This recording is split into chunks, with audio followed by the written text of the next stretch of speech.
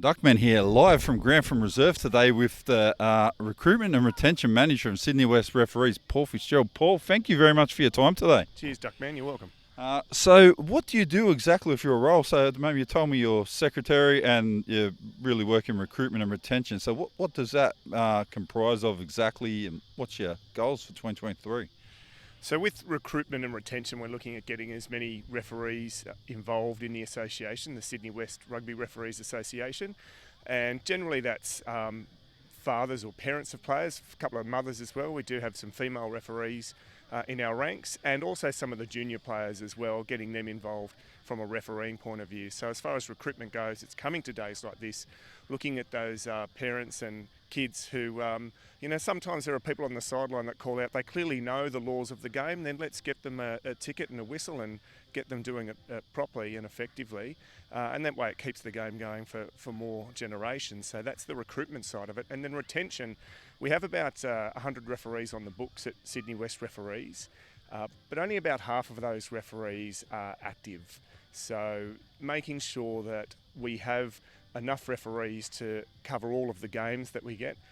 So any given Sunday we could be doing up to 60 games where we're appointing referees to, and then on Saturdays there are schools and it could be 30 games, so 90 games over a weekend, and just making sure that we've got referees that are graded properly and that they're involved with the association. And so that's the retention part of it, and making sure that the education, the referee education, is there. And we do have education officers in place, and we work closely with New South Wales rugby referees to make sure that people that are going out onto the field are well rehearsed, well trained, and know what they're doing. Yep.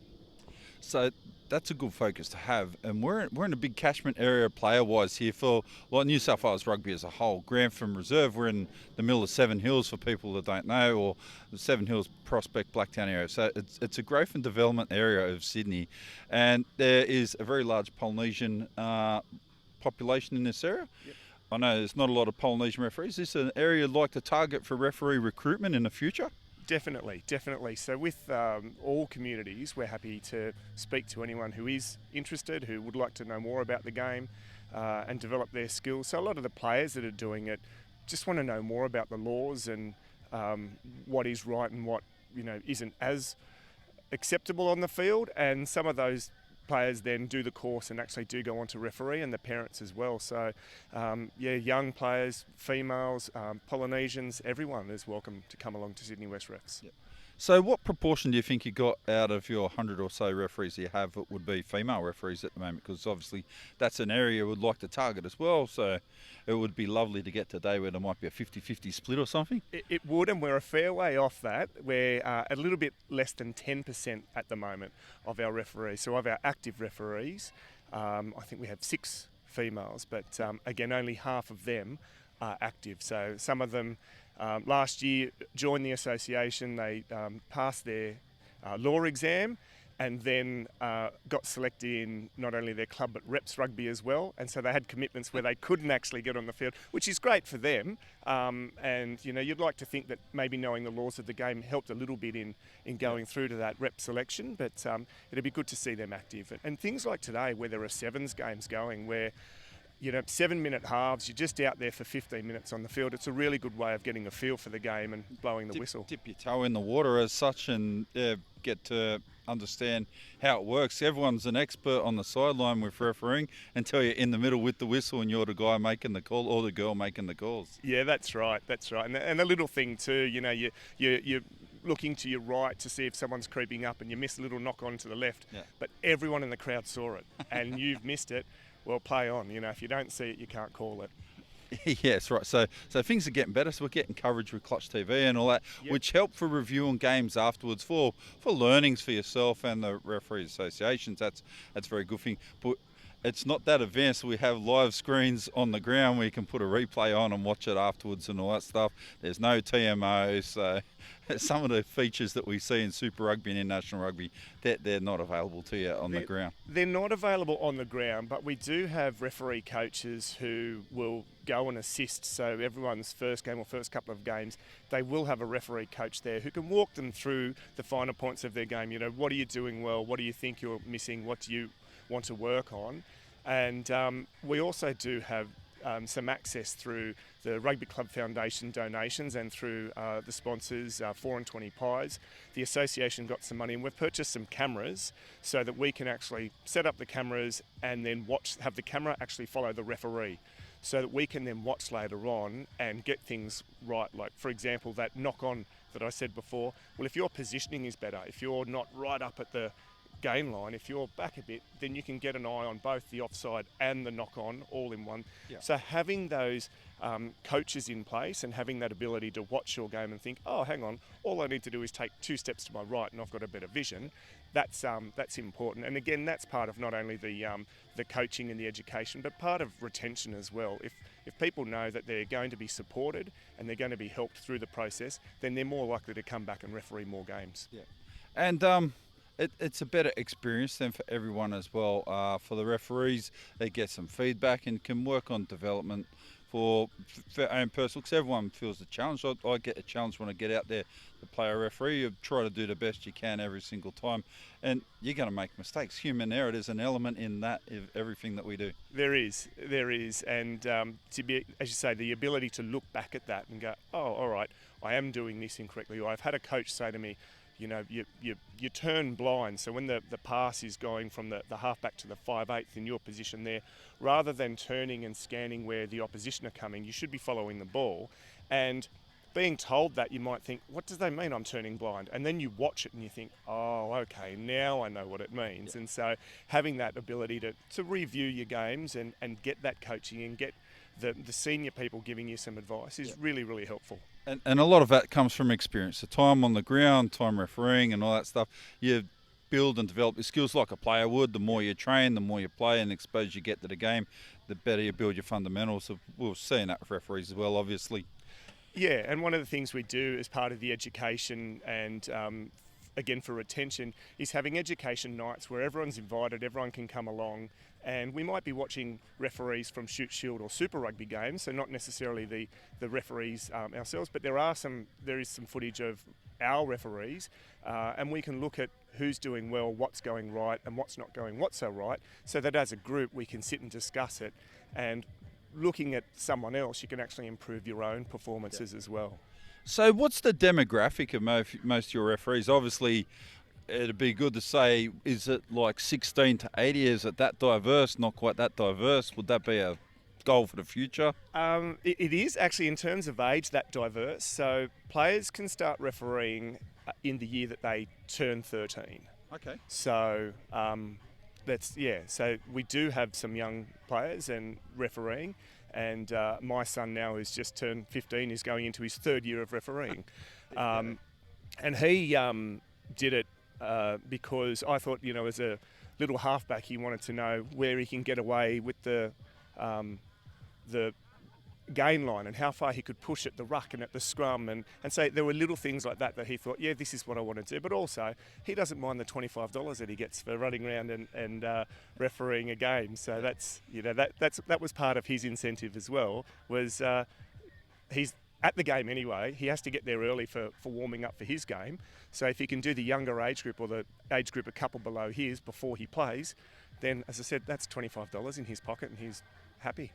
Yeah, that's a nice opportunity there for particularly some of the younger referees to make a bit of pocket money. For the older referees too, you can get a bit of money out of it too.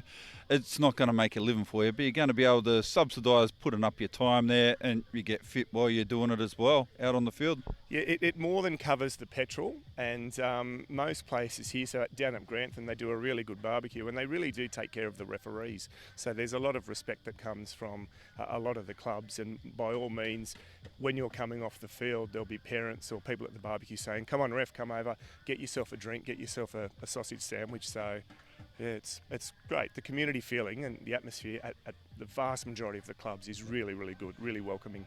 So how many times do you come to places like Grantham and they're trying to get you on the carver and the tara and all that sort of stuff? I've not experienced that yet. So yeah, that'll be something that I'll have to wait till my son's a bit older and I have a driver. So yeah, need to embrace the full experience, I'll call it. It is a different experience. So being a white guy from Western Sydney and being embraced in the whole rugby culture of Polynesians It is. It's different, and it's something extraordinary. Really, like we don't really have anything like that Yeah. that we do ourselves. Yeah.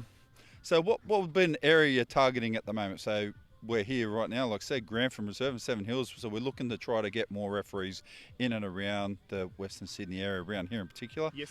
Um, what other areas you're looking to try to target for like a bigger referee base? Well, definitely the female referees, and part of the training that we do, and on the 12th of March, we've got our Super Sunday where all of the referees in the association are invited to get together, and then as that, there's a referee ready course.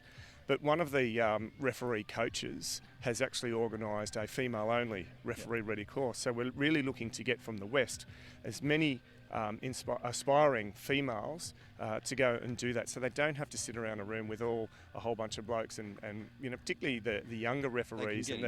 They can be intimidated by that, and some of the people that have been playing for longer and whatnot maybe feel a bit more confident in putting their hand up. So just having a group of females together, that's a fantastic initiative that we're really looking to get behind and get more female referees involved.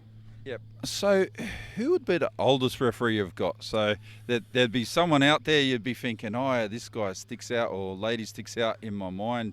You got anyone? I've come across some referees over the times into the 70s and that, and their stories afterwards. You just sit around listening to the stories of different things that have happened in their times of refereeing and that.